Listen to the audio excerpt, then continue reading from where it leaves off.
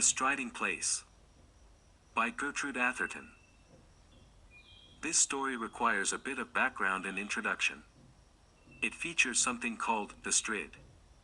That is a reference to a water feature on the River Wharfe in Yorkshire, England. The Gerturde is a series of waterfalls and rapids caused by the dramatic narrowing of the river, where it goes from 30 feet wide to a few feet wide in a distance of 100 feet. With undercut banks and slippery rocks, the Gerturde can be extremely hazardous. It has claimed a number of fatalities through the years, including a young couple on their honeymoon. Weigall, continental and detached, tired early of grouse shooting. To stand propped against a sod fence while his host's workmen routed up the birds with long poles and drove them towards the waiting guns, made him feel himself a parody on the ancestors who had roamed the moors and forests of this West Riding of Yorkshire in hot pursuit of game worth the killing. But when in England in August, he always accepted whatever proffered for the season, and invited his host to shoot pheasants on his estates in the south. The amusements of life, he argued, should be accepted with the same philosophy as its ills. It had been a bad day.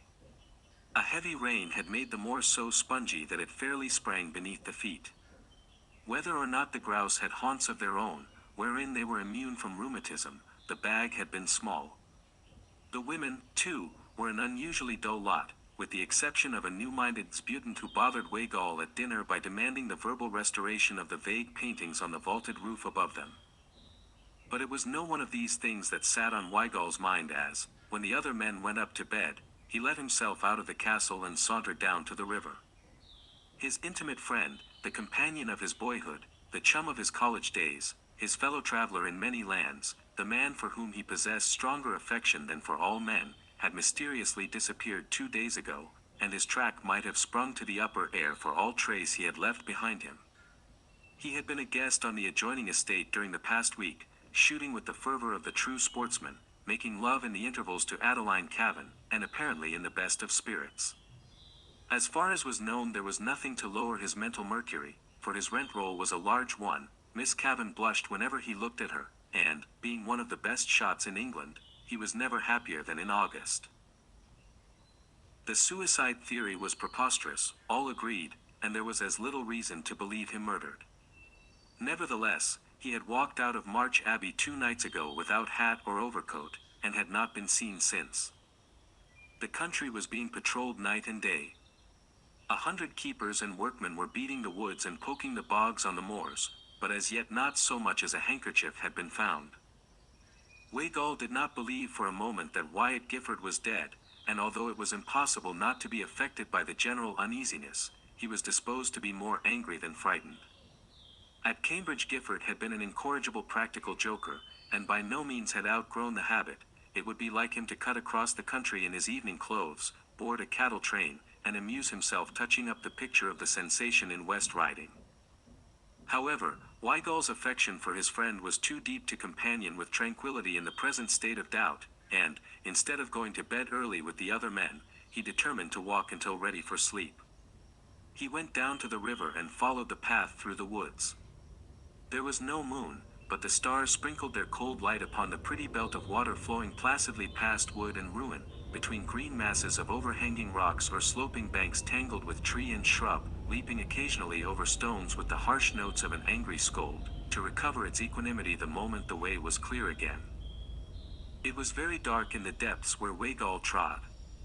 He smiled as he recalled a remark of Gifford's: an English wood is like a good many other things in life, very promising at a distance, but a hollow mockery when you get within. You see daylight on both sides, and the sun freckles the very bracken. Our woods need the night to make them seem what they ought to be, what they once were, before our ancestors' descendants demanded so much more money, in these so much more various days. Weigall strolled along, smoking, and thinking of his friend, his pranks many of which had done more credit to his imagination than this, and recalling conversations that had lasted the night through. Just before the end of the London season they had walked the streets one hot night after a party, discussing the various theories of the soul's destiny. That afternoon they had met at the coffin of a college friend whose mind had been a blank for the past 3 years. Some months previously they had called at the asylum to see him. His expression had been senile, his face imprinted with the record of debauchery. In death the face was placid, intelligent, without ignoble lineation, the face of the man they had known at college. Weigall and Gifford had no time to comment there, and the afternoon and evening were full, but, coming forth from the house of festivity together, they had reverted almost at once to the topic. I cherish the theory, Gifford had said, that the soul sometimes lingers in the body after death. During madness, of course, it is an impotent prisoner, albeit a conscious one. Fancy its agony, and its horror. What more natural than that, when the life spark goes out, the tortured soul should take possession of the vacant skull and triumph once more for a few hours while old friends look their last. It has had time to repent while compelled to crouch and behold the result of its work, and it has shrived itself into a state of comparative purity. If I had my way, I should stay inside my bones until the coffin had gone into its niche, that I might obviate for my poor old comrade the tragic impersonality of death. And I should like to see justice done to it, as it were to see it lowered among its ancestors with the ceremony and solemnity that are its due. I am afraid that if I dissevered myself too quickly, I should yield to curiosity and hasten to investigate the mysteries of space. You believe in the soul as an independent entity, then that it and the vital principle are not one and the same? Absolutely. The body and soul are twins, life comrades, sometimes friends, sometimes enemies, but always loyal in the last instance. Some day, when I am tired of the world, I shall go to India and become a Mahatma, solely for the pleasure of receiving proof during life of this independent relationship. Suppose you were not sealed up properly, and returned after one of your astral flights to find your earthly part unfit for habitation. It is an experiment I don't think I should care to try, unless even juggling with soul and flesh had palled. That would not be an uninteresting predicament. I should rather enjoy experimenting with broken machinery. The high wild roar of water smote suddenly upon Weigall's ear and checked his memories. He left the wood and walked out on the huge slippery stones which nearly closed the river wharf at this point, and watched the waters boil down into the narrow pass with their furious, untiring energy. The black quiet of the woods rose high on either side. The stars seemed colder and whiter just above. On either hand the perspective of the river might have run into a rayless cavern. There was no lonelier spot in England, nor one which had the right to claim so many ghosts, if ghosts there were. Weigall was not a coward, but he recalled uncomfortably the tales of those that had been done to death in the Stryd. Wordsworth's Boy of Egremont had been disposed of by the practical Whitaker, but countless others, more venturesome than wise, had gone down into that narrow boiling course, never to appear in the still pool a few yards beyond. Below the great rocks which formed the walls of the Stryd was believed to be a natural vault, onto whose shelves the dead were drawn. The spot had an ugly fascination. Weigall stood, visioning skeletons, uncoffined and green, the home of the eyeless things which had devoured all that had covered and filled that rattling symbol of man's mortality, then fell to wondering if anyone had attempted to leap the Stryd of late. It was covered with slime. He had never seen it look so treacherous. He shuddered and turned away, impelled, despite his manhood, to flee the spot. As he did so, something tossing in the foam below the fall, something as white, yet independent of it, caught his eye and arrested his step.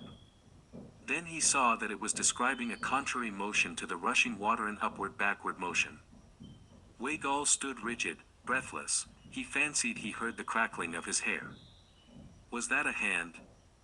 It thrust itself still higher above the boiling foam, turned sidewise, and 4 frantic fingers were distinctly visible against the black rock beyond. Weigall's superstitious terror left him. A man was there, struggling to free himself from the suction beneath the Stryd, swept down, doubtless, but a moment before his arrival, perhaps as he stood with his back to the current. He stepped as close to the edge as he dared. The hand doubled as if in imprecation, shaking savagely in the face of that force which leaves its creatures to immutable law, then spread wide again, clutching, expanding, crying for help as audibly as the human voice. Weigall dashed to the nearest tree, dragged and twisted off a branch with his strong arms, and returned as swiftly to the Stryd. The hand was in the same place, still gesticulating as wildly. The body was undoubtedly caught in the rocks below, perhaps already halfway along one of those hideous shelves. Weigall let himself down upon a lower rock, braced his shoulder against the mass beside him, then, leaning out over the water, thrust the branch into the hand. The fingers clutched it convulsively. Weigall tugged powerfully, his own feet dragged perilously near the edge. For a moment he produced no impression, then an arm shot above the waters. The blood sprang to Weigall's head, he was choked with the impression that the Strid had him in her roaring hold, and he saw nothing. Then the mist cleared. The hand and arm were nearer, although the rest of the body was still concealed by the foam. Weigall peered out with distended eyes. The meager light revealed in the cuffs links of a peculiar device. The fingers clutching the branch were as familiar. Weigall forgot the slippery stones, the terrible death if he stepped too far. He pulled with passionate will and muscle.